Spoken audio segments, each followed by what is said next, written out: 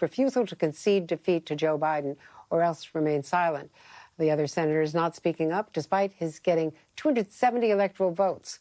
Only 4 Senate Republicans have congratulated Biden, their former Senate colleague, on his victory. As newly reelected Senate Majority Leader Mitch McConnell continues to defend the president, he's taking a very different stance than he had in previous elections.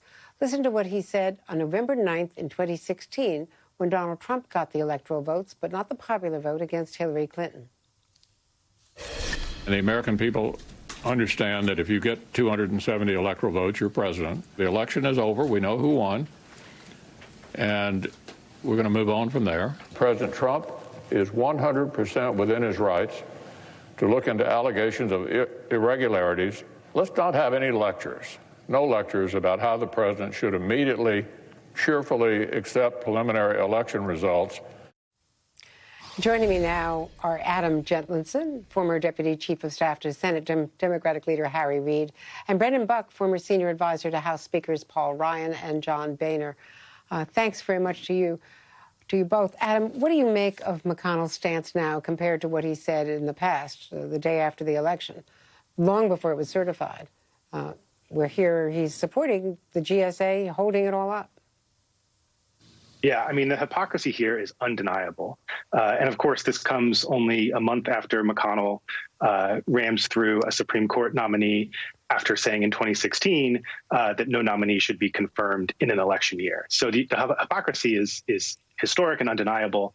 I think what's important to understand, though, is that McConnell doesn't care about being called out as a hypocrite because he will do whatever is best for him to maintain and acquire power. And what he's doing here is trying to keep Trump voters loyal and enthusiastic in order for them to turn out in the two Georgia runoffs that could decide the control of the Senate, which is not at all an excuse. If anything, it's a further indictment of why he's doing what he's doing.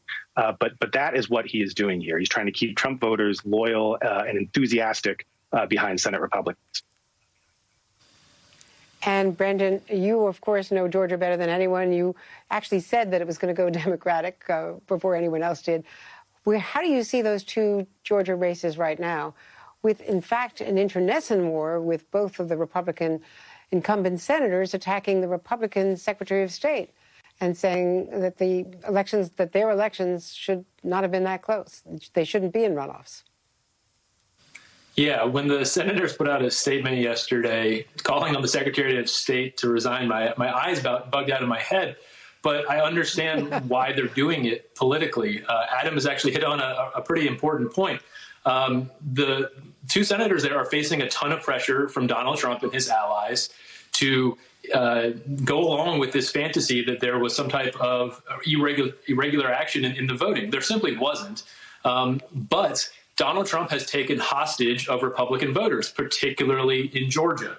And those two senators know that if Donald Trump turns on them and goes after them, the bottom is going to fall out with their support. This is going to be sort of a base election. You need a bunch of Republicans to come out because you know a bunch of Democrats are going to come out.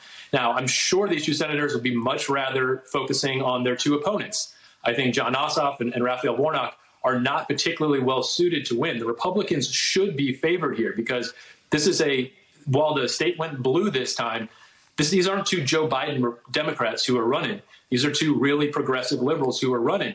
But Donald Trump, because he won't drop this crazy obsession over election fraud, won't let them focus on who they should, their opponents. So I'm really concerned that a race that Republicans should win could be lost because the president is probably not going to give up on this anytime soon.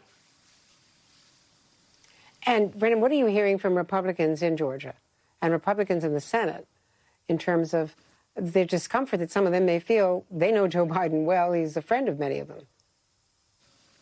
Yeah, I mean, people are frustrated. They want to move on. In Georgia, they're really confused as to what's going on, but now it's sort of becoming clear. You're already seeing reports now that, in fact, Trump people have put pressure on the senators. I think that nobody really, there is a Senate majority at stake here. And I don't think anybody wants to risk turning Donald Trump's ire towards them. Again, it's not necessarily that they're afraid of him. They're afraid of his voters. And if he turns on them, they know that they will stand by him and not these two senators. And there's a lot at stake here. 50-50 Senate could potentially would go to Democrats. And that's a huge deal. And they're not willing to risk that.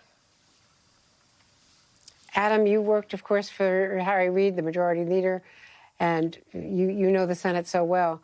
What is your take on how this is going to go, and what issues are going to be most important for the Democratic side now? I think Brendan's right that there are a lot of X factors in this race. I think under normal circumstances, these runoff like this in a red state would not benefit Democrats. However, I think there are very unique circumstances here. I think we don't know what's going to happen with Republican turnout. I think this is going to be a test of the question of will the Republican side turn out in droves when Trump is not on the ticket, and if they know he lost. I don't think Republican leaders can maintain the fantasy that there's any tension here long enough to get past the January 5th, to get past the runoff election date. They're going to have to concede that sometime before then, I think.